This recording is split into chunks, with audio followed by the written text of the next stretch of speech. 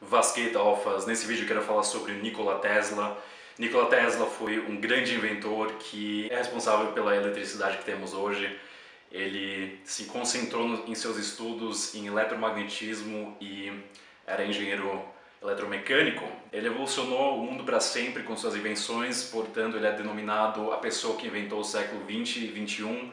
Infelizmente ele é um inventor muito descreditado. Até hoje muitas pessoas pensam que foi Thomas Edison, um americano, que inventou a eletricidade, mas a grande verdade é que Thomas Edison foi um empreendedor muito genial que comprou muitos de seus patentes. Nikola Tesla possui 300 patentes hoje e Edison comprou muito desses patentes e colocou seu nome nos produtos. Em outras palavras, ele roubou as invenções de Nikola Tesla. Por que Nikola Tesla é importante? Vocês adivinharam certo, ele praticou NoFap. De fato, um amigo dele, que foi um de seus biógrafos, chamado Kenneth Sweezy, que era jornalista também, falou que ele viveu abstinente. Eu vou colocar a fonte aqui embaixo desse vídeo para vocês darem uma olhada, é da BBC.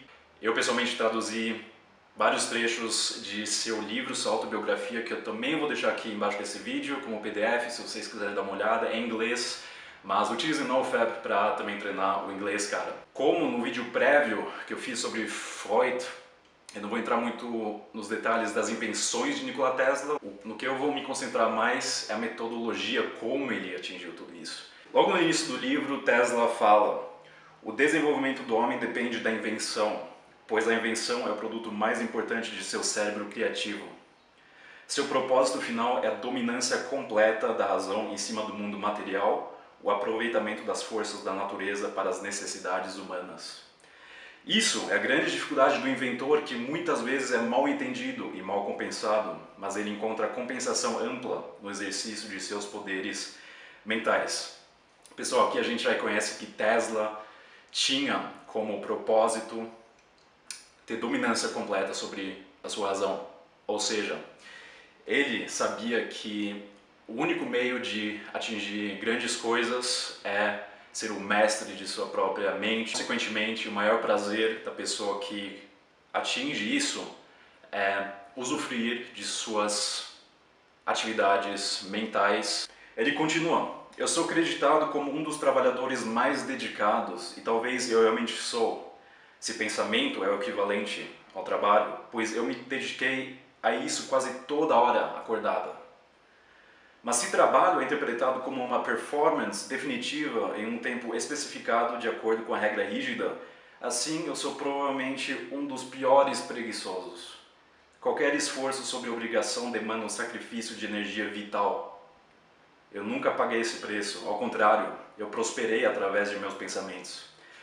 Cara, achei esse trecho tão fantástico, sinceramente, fiquei até emocionado um pouco, porque Tesla já descreve aqui que se trabalho é equivalente à atividade física que você realmente pratica, ele foi um dos piores, porque Tesla, em todas as suas invenções, trabalhou muito com a sua mente. Então na mente dele, isso eu vou ler para vocês daqui a pouco, ele já imaginava os seus produtos, as suas criações, e ele fazia tudo na sua mente. Ele tinha uma força imaginária inacreditável, cara, inacreditável. Por isso ele foi uma exceção e um dos maiores gênios que viveram nesse planeta, na minha opinião.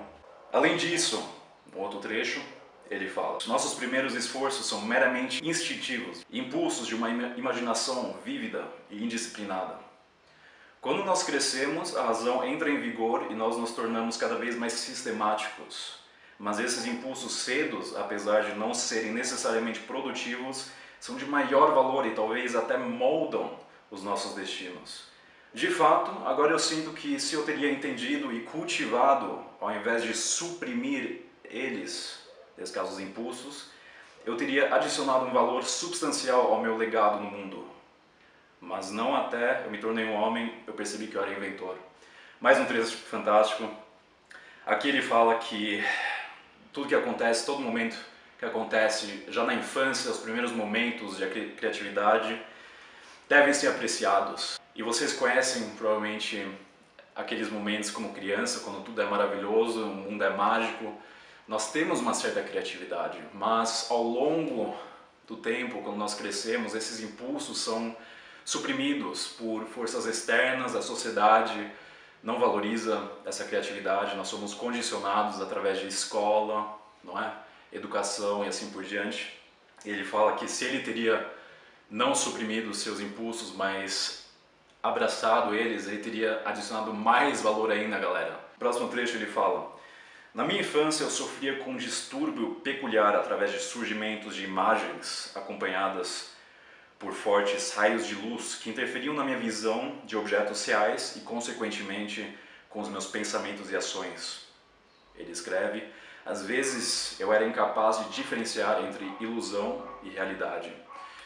Tesla, como eu comentei agora há pouco, tinha um grande poder imaginativo. Já como criança ele percebeu que ele tinha um certo distúrbio. Toda noite e também durante o dia ele via raios e imagens vívidas, lúcidas, e muitas vezes ele não conseguia diferenciar se era verdade ou ilusão. Daqui a pouco eu já vou partir para o lado da abstinência sexual, NoFap, que vocês vão perceber nos trechos dele.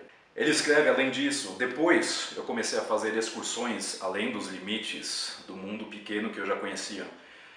Eu vi novos cenários. No começo eles eram embaçados e indistintivos, mas ao longo do tempo eles ganharam uma força de clareza e finalmente se manifestavam como coisas reais. Assim eu comecei a viajar, evidentemente, na minha mente. Toda noite, e às vezes durante o dia também, eu começava as minhas jornadas, ver novos lugares, cidades e países. Morar lá, encontrar novas pessoas e fazer amizades. Apesar de ser inacreditável, é um fato que eles, nesse caso ele se refere aos amigos e pessoas, foram tão queridos para mim como aqueles na vida real, e nem um pedaço menos intenso em suas manifestações. Aqui, novamente, ele continua descrevendo da sua grande capacidade de imaginar cenários na sua mente e ter imagens vívidas. E ele fala que as imagens que ele via na mente dele foram nem um pedaço menos reais como na realidade. Fantástico. Continuando, ele escreve: no momento em qual alguém inventa algo, ele se irrita com detalhes e defeitos da ideia. Quando ele começa a melhorar e reconstruir, a sua força de concentração acaba e ele perde a visão do verdadeiro princípio. Resultados podem até ser obtidos, porém sempre com sacrifício de qualidade. Meu método é diferente. Eu não me apresso a iniciar meus trabalhos. Quando eu tenho uma ideia, eu começo a desenvolver ela na minha imaginação.